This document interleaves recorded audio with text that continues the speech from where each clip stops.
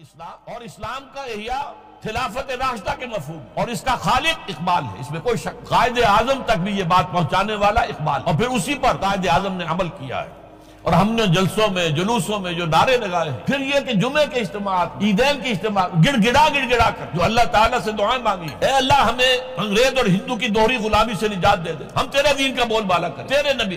یہ اگر پیغام نہ ہوتا تو پورے ہندوستان کے مسلمان 1946 کے الیکشن میں مسلم لیگ کو ووٹ نہ دے۔ لہذا اس اعتبار سے یہی فیصلہ کن، یہی نظریہ پاکستان، فیصلہ کن بنیاد بنا ہے پاکستان کی۔ بنکم چیٹرجی، اس نے بندے ماترم کا یہ جو ترانہ ہے آج بھی بھارت کے اندر مجبور کیا جا رہا ہے مسلمانوں کو بھی کہ وہ بھی اسکولوں کے اندر یہ ترانہ پڑھیں، اور ابھی مسلمان رجسٹ کر رہے ہیں۔ اس میں وہ زمین کی بندگی، بھارت ماتا ہم تیرے بندے ہیں، اور یہ جو ہے ہندو رینائسنس کا ایک بہت بڑا جو ہے یوں سمجھیے کہ علم بردار۔ پھر دوسری شخصیت سامنے آئی، راجہ رام موہن۔ یہ شخص بہت بڑا فاضل، بڑا عالم، 10 کے قریب زبانیں جو ہے ان کا ماہر، جس میں یورپینز بھی اور ایسٹرن بھی۔ پھر یہ کہ یہ مسلمانوں کا ہمدرد بن کر آیا۔ انگریز نے جب یہاں پر ان کے پادریوں نے تثلیث کی تلقین شروع کی ہے تو آئینہ توحید کے نام سے اس نے کتابچہ لکھا اس کی نفی کے لیے۔ اس حوالے سے یہ کچھ ایسی شخصیت بننے کی کوشش کر رہا تھا کہ مسلمان بھی اس کو قبول کریں، اور اس کے بعد پھر اس نے برہمو سماج کے نام سے ایک ادارہ قائم کیا۔ یہ وہی تھا کہ جو اس سے پہلے اکبر نے جو فلسفہ دیا تھا دین الہی، بھئی اللہ کا معاملہ کرو، صرف اللہ کو سب مانتے ہیں، صرف نام ہے مختلف ہے، کسی نے کوئی نام رکھ دیا، کوئی مہادیو کہتا ہے، کوئی کچھ کہتا ہے، کوئی گاڈ کہتا ہے، سب خدا کو تو سب مانتے ہیں۔ یہ جو رسالت کا معاملہ ہے اور شریعت کا معاملہ ہے، یہ فساد کی جڑ ہے۔ رسالت کی بنیاد پر شریعتیں مختلف، عبادتیں مختلف، ذرا اس کو پیچھے ڈالو۔ تو دین اکبری یا دین الہی اس کا نام تھا۔ اس کے اندر بھی در حقیقت کوشش یہ تھی کہ تمام مذاہب کو ایک ہاون دستے میں ڈال کے اور اس کو کوٹ کے اور چھان پیس کے ایک صفوف بنا کر ایک کامن مذہب ہندوستان کا وجود میں لایا جائے۔ بہرحال اس وقت اللہ تعالیٰ نے کھڑا کیا ہے حضرت مجدد الفسانی رحمۃ اللہ علیہ کو، کہ جنہوں نے اس فتنے کی سرکوبی کی۔ اس نے بھی مجلس ازدی کے نام سے ایسا ہی ادارہ شروع کیا، اور یہ گویا کہ ٹھنڈی چھری کے مانند، اس لیے کہ اسلام کا دار و مدار تو رسالت پر ہے۔ بقول اقبال، بمصطفیٰ برسا خویش را کے دی ہمہ اوست، اگر بہو نہ رسیدی تمام بول آبیست۔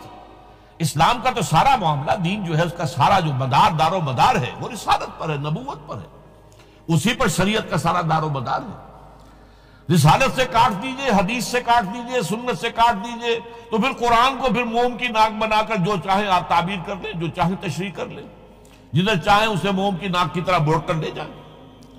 بہرحال اس معاملے میں بھی پھر ایک تیسری تحریک جو شروع ہوئی وہ بہت ملیٹنٹ تھی، آریہ سماج، دیانند سرسوتی نے۔ یہ ملیٹنٹ تھی اور بڑی اس کی جو ہے پذیرائی ہوئی ہندو معاشرے میں۔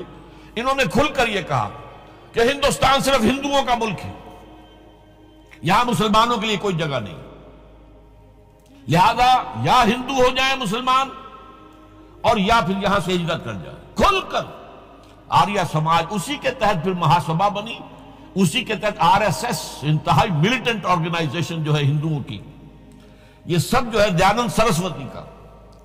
یہ اسی طریقے سے پھر شدھی کی تحریک شروع ہو چکی تھی، ریکلیم کرو مسلمانوں کو۔ یہ ہم ہی میں سے تھے، ان کے آباء و اجداد کہیں جو ہے مسلمان ہو گئے، انہیں واپس لو۔ چنانچہ راجستھان کے علاقے میں جہاں بڑی جہالت تھی، مسلمانوں میں علم نہیں تھا، بس کہیں بزرگوں کے کسی زیر اثر فیض سے، کسی صوفی کے، وہ اسلام تو لے آئے لیکن تربیت کا کوئی انتظام ہوا ہی نہیں، مسلمان حکومتوں نے کیا ہی نہیں، کچھ بھی نہیں کیا۔ تو نتیجہ یہ نکلا کہ بڑے پیمانے پر شدھی کی تحریک ہو رہی تھی۔ میوات کے علاقے میں بڑی تیزی کے ساتھ مسلمان جو میو تھے وہ ہندو ہو رہے تھے۔ اسی پر تحریک اٹھائی ہے مولانا الیاس رحمۃ اللہ علیہ نے، ان کا مقابلہ کرنے کے لیے، اس تحریک کا، اس شدھی کی تحریک کا مقابلہ کرنے کے لیے یہ تبلیغی جماعت کا نظام بنایا تھا کہ بس 6 باتیں لو اور جاؤ، دیہات میں جاؤ، چنے لے کر گڑ لے کر جاؤ، کسی کا کھانا نہ کھاؤ، اپنا کھانا کھاؤ، کوئی تنخواہ نہیں، اور دین کی تبلیغ کرو۔ یہ نظام ان کا در حقیقت اسی سنی کی تحریک کے جواب میں شروع ہوا۔ پھر سن 10 کی تحریک شروع ہوئی کہ ہندوؤں کو سب کو جمع کر دیا جائے۔ اب اس اعتبار سے ذرا نوٹ کیجئے، علامہ اقبال نے جو نفی پھر وطنیت کی ہے، اتفاق سے یہاں یہ اشعار لکھے ہوئے ہیں: اس دور میں میں اور ہے، جام اور ہے، جم اور، ساقی نے بنا کی روش لطف و ستم اور، تہذیب کے آزر نے ترشوائے صنم اور، مسلم نے بھی تعمیر کیا اپنا حرم اور، ان تازہ خداؤں میں بڑا سب سے وطن ہے، جو پیرہن اس کا ہے وہ مذہب کا کفن۔ اب ذرا قلب ماہیت کا اندازہ کیجئے، وہی شخص جو کہہ رہا تھا کہ خاک وطن کا مجھ کو ہر ذرہ دیوتا ہے، وہ آج اس وطن کو ایک سب سے بڑا بت قرار دے کر اور اس کا قلع قمع کرنے کے لیے کس قدر زوردار الفاظ جو ہے، اور یہی دوسری طرف یہ بت کہ تراشیدہ تہذیب نوی ہے۔ یہ جو نیشن سٹیٹ کا تصور ہے، یہ 18ویں صدی سے یورپ میں شروع ہوا۔ نیشن سٹیٹ، ایک ملک میں رہنے والے سب شہری ہیں، برابر ہیں، اور ان کے اندر مذہب کا اختلاف ہو، یہ اس کا کوئی حیثیت نہیں، مذہب تو پرائیویٹ معاملہ ہے، ہاں جو سرکاری سطح پر ہوگا معاملہ، اجتماعی معاملات جو ہے وہ کسی مذہب سے طے نہیں ہوں گے۔ یہ نیشن سٹیٹ کا تصور، یہ بت کہ تراشیدہ تہذیب نوی ہے، غارت گرے کاشانہ دین نبوی ہے، بازو تیرا توحید کی قوت سے قوی ہے، اسلام تیرا دیس ہے تو مصطفی ہے، نہ زارہ دیری نہ زمانے کو دکھا دے، اے مصطفی خاک میں اس بت کو ملا دے۔ اس سے بھی زیادہ مجھے ملا ہے ایک ان کے قطعہ جو ہے: منزل راہ رواں دور بھی دشوار بھی ہے، کوئی اس قافلے میں قافلہ سالار بھی ہے، بڑھ کے خیبر سے ہے یہ مارکہ دین و وطن۔ خیبر، غزوہ خیبر سے کہیں بڑھ کر یہ دین و وطن کا مارکہ، کہ ہمارے نزدیک ہماری قومیت کی بنیاد ہمارا دین۔ آج دنیا یہ کہتی ہے کہ قومیت کی بنیاد وطن ہے، یہ جو مارکہ دین و وطن ہے، بڑھ کے خیبر سے ہے یہ مارکہ دین و وطن۔ اس زمانے میں کوئی حیدر کرار بھی ہے۔ تو واقعہ یہ ہے کہ علامہ اقبال نے اس سلسلے میں وہ رول بھی پلے کیا کہ جو حضرت مجدد الفسانی رحمۃ اللہ علیہ نے دین اکبری کا قلع قمع کرنے میں ادا کیا تھا، اور اس میں کوئی شک نہیں ہے۔ اس اعتبار سے میں کہا کرتا ہوں کہ حضرت مجدد الفسانی کے بروز کی حیثیت رکھتے ہیں علامہ اقبال، اور ان کو جو گہری نسبت تھی: حاضر ہوا میں شیخ مجدد کی لحد پر، وہ خاک کے ہے زیر فلک مطلع انوار، گردن نہ جھکی جس کی جہانگیر کے آگے، جس کے نفس گرم سے ہے گرمی احرار، وہ ہند میں سرمایہ ملت کا نگہباں، وہ ہند میں سرمایہ ملت کا نگہباں۔ ملت کا سرمایہ تو سارا کا سارا جو ہے ایمان بالرسالت سے۔ آپ حضرت مجدد الفسانی کے خطوط پڑھیے، سب سے زیادہ زور اطاعت رسول، اطاعت رسول، اطاعت رسول، اطاعت رسول۔ جس کی جڑ کاٹنے کی کوشش کی تھی دین الہی کے ذریعے سے اکبر نے، اس کو دوبارہ مستحکم کیا ہے وہ مجدد الفسانی رحمۃ اللہ علیہ نے۔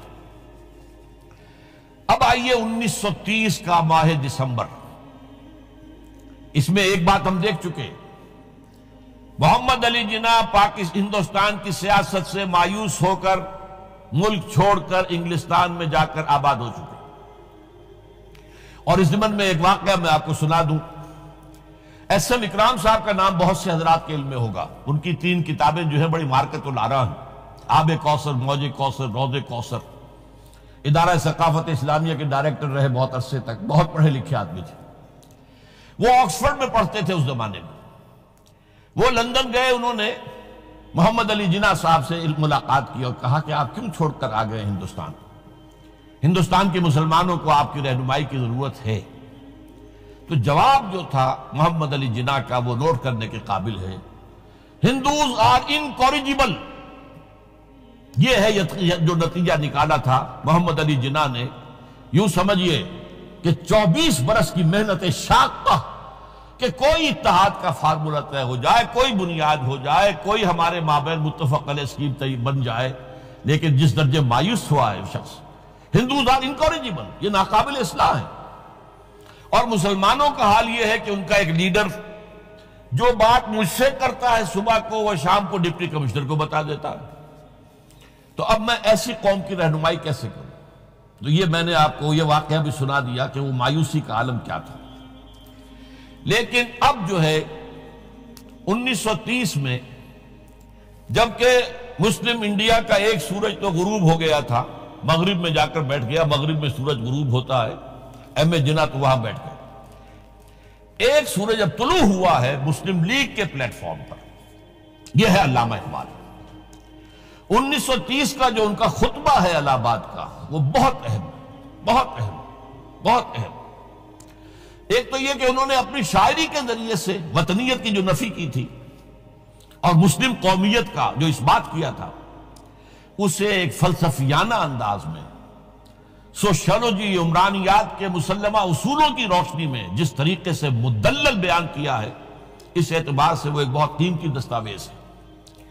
لیکن اس کے ساتھ ہی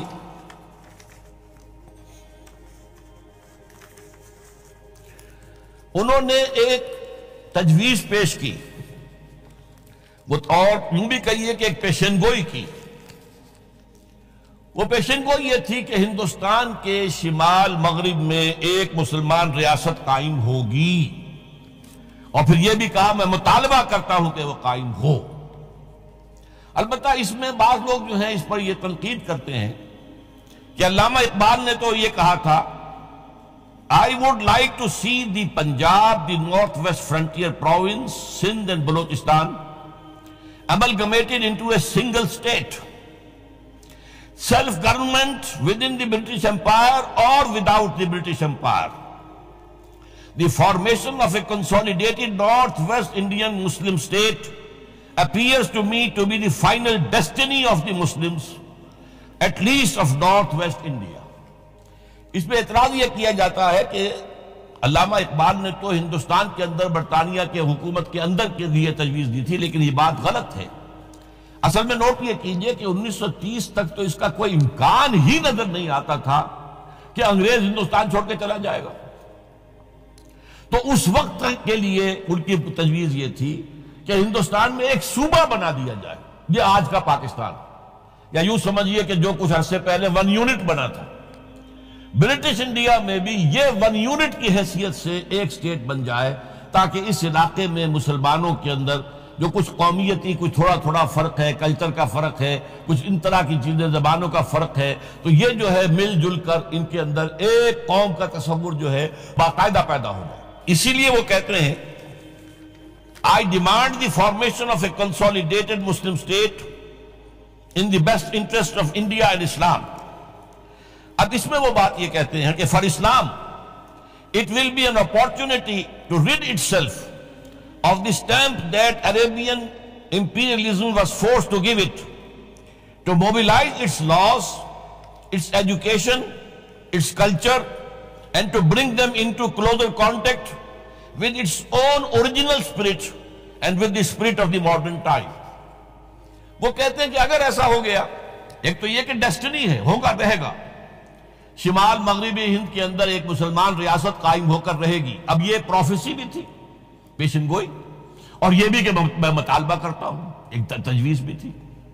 لیکن اس کا جو اصل عنصر ہے، جو میرے نزدیک جو انقلابی حصہ ہے، جہاں تک ہندوستان کی جو تقسیم کا معاملہ ہے، یہ اور بھی بہت سے لوگوں کی طرف سے یہ باتیں آتی رہی تھی۔ میرے پاس یہاں پہ 14 نام لکھے ہوئے ہیں جنہوں نے ہندوستان کی تقسیم کا تذکرہ کیا، لیکن جس انداز میں، جس پلیٹ فارم پر آل انڈیا مسلم لیگ کا جو اینول سیشن ہے اور اس میں صدر کی حیثیت سے خطبہ دے رہا ایک شخص، تو یہ حیثیت جو ہے یہ بہت نمایاں، اور اس میں جس انداز میں بات کہی گئی ہے اس میں جو ایک پازیٹیو عنصر ہے۔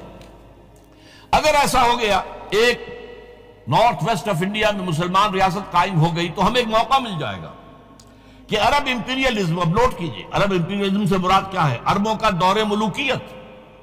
اس سے پہلا کیا تھا؟ خلافت راشدہ، اصل اسلام۔ دور بنو امیہ تو اصل اسلام نہیں تھا، حکومتی سطح پر تو بالکل اسلام نہیں تھا۔ وہی دور ہے جس میں کہ سانحہ کربلا ہوا ہے، واقعہ ہرہ ہوا ہے، ظلم کی انتہا ہوئی ہے، سینکڑوں تابعین کو حجاج ابن یوسف نے شہید کیا ہے، اس کو حدیث کے اندر بھی کہا گیا ہے ملکن اعظم، کاٹ کھانے والی ملوکیت۔ اس کے بعد جو ہے دور آیا ہے بنو عباس کا، وہ محل بنے ہیں شاندار، جو ہے جو بھی بادشاہوں کے ہاں ہوتا تھا وہ سارا کا سارا معاملہ آیا ہے۔ تو اب دنیا اسلام کو ان کے آئینے میں دیکھتی ہے، وہ سمجھتی ہے یہ اسلام ہے، لہذا اس میں تو کوئی شے ایسی نہیں ہے جو اٹریکٹ کر سکے، جو کسی قوم کو اسلام کی طرف جو ہے وہ کھینچ سکے۔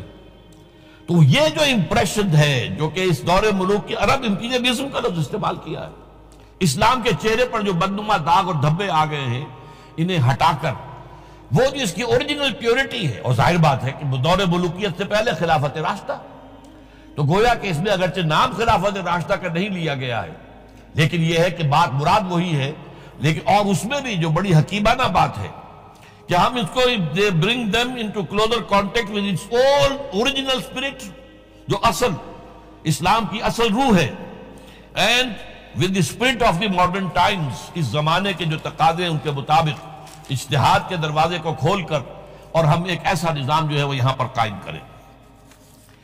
یہ ہے وہ چیز کہ جس نے تحریک مسلم لیگ کے اندر ایک مثبت جذبہ، یہ نوٹ کر لیجئے میرے الفاظ، 1906 سے لے کر 1930 تک تحریک مسلم لیگ صرف ایک منفی موٹیو پر چل رہی تھی، منفی، نیگیٹو، خوف، ہندو کا خوف، ہندو دبا لے گا، ہندو ایکسپلائٹ کرے گا، ہندو معاشی طور پر بھی، تہذیبی طور پر بھی، ثقافتی طور پر بھی، مذہبی طور پر بھی شدی کی تحریک چل رہی ہے، ہمیں راستہ دکھایا جا رہا ہے، ہندوستان چھوڑ دو اور بھاگ جاؤ، چلے جاؤ۔ یہ سارا خوف کا عنصر تھا، اور اس میں تحفظات تلاش کرنے، کوئی ایسی یقین دہانیاں کہ وہ مسلمانوں کے حالات بہتر ہو جائیں، اس کے علاوہ کوئی اور موٹیو نہیں تھا، یہ منفی موٹیو تھا۔ اور اس کی وجہ ساتھ ہی یہ ہے کہ مسلم لیگ اس وقت تک کوئی عوامی جماعت تھی ہی نہیں، بلکہ کچھ خواص، جو اونچے لوگ، نوابوں اور نواب زادوں اور ان ایسے لوگوں کی جو ہے یہ ایک جماعت تھی۔ لیکن 1937 میں جو یہ انجیکشن لگا ہے یہ پوزیٹیو ہے۔ اس کی مثال میں دیا کرتا ہوں کہ کوئی مریض پڑا ہوا اپنے بیڈ پر اور گلوکوز کی بوتل لگی ہوئی ہے اور ایک ٹیوب چل رہی ہے، تو اس کے اندر ہی کوئی اب انجیکشن لگانا ہے تو اس ٹیوب میں لگا دیتے ہیں، ایسا نہ ہو کہ کوئی اور پرک دینی پڑے مریض کو اور اسے تکلیف ہو۔ تو گویا کہ مسلم لیگ کا جو بھی وہ ایک نظام تھا، اس میں ایک انجیکشن لگایا ہے علامہ اقبال نے 1930 کے خطبے میں۔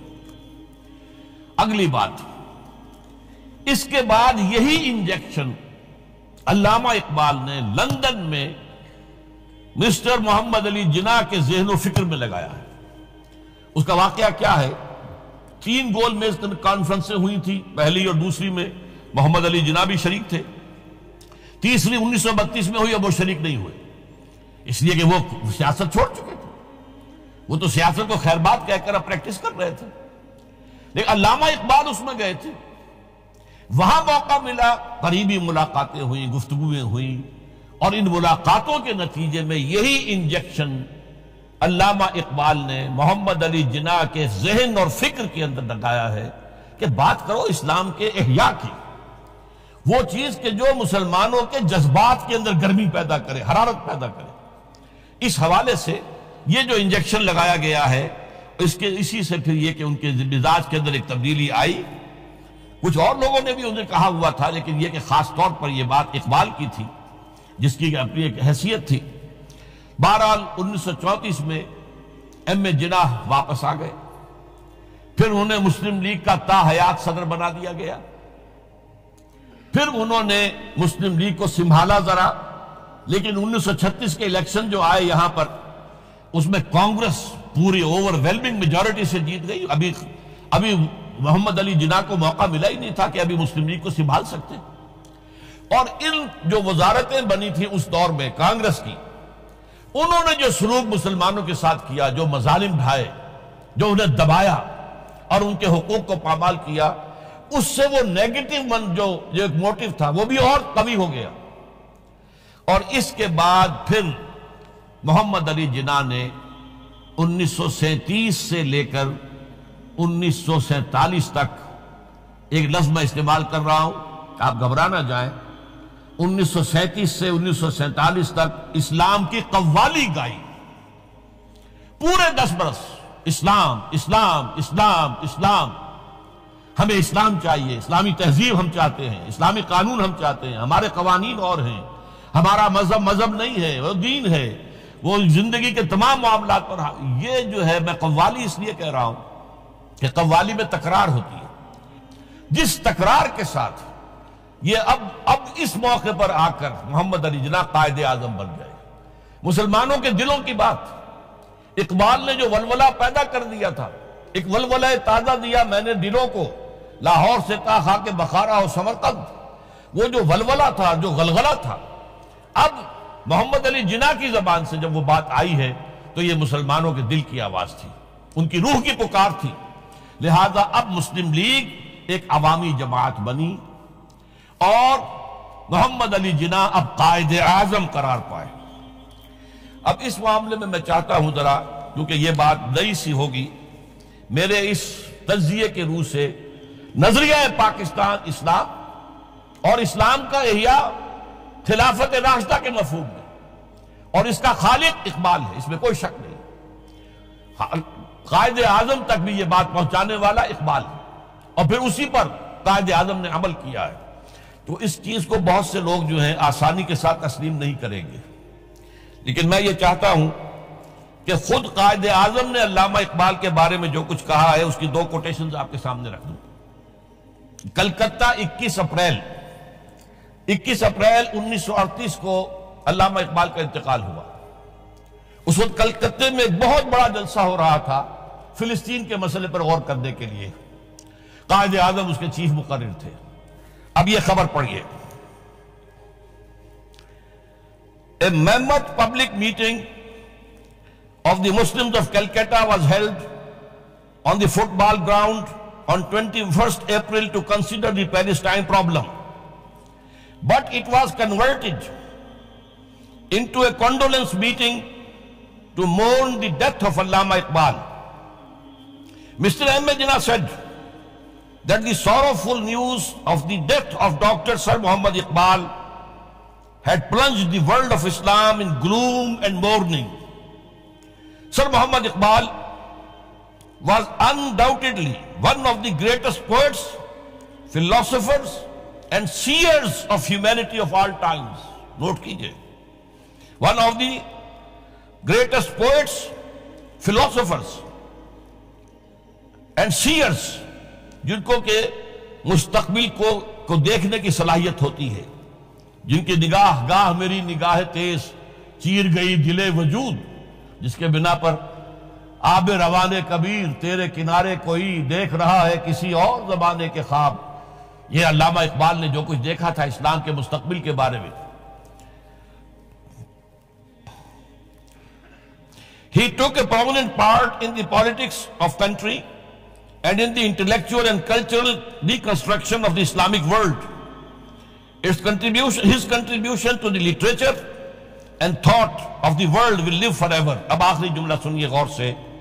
To me, he was a personal friend, number one, philosopher, number two, and guide, number three, and as such the main source of my inspiration and spiritual support. کوئی شک اس کے بعد رہ جاتا ہے؟ اور یہ الفاظ کون کہہ رہا ہے؟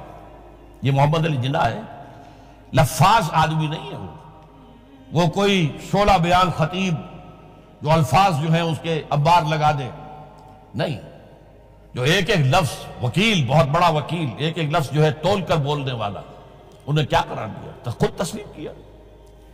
دوسرا میں اور دے رہا ہوں، یہ سن 40 میں اقبال ڈے منایا گیا تھا۔ اب اس میں کیا کہتے ہیں قائد اعظم؟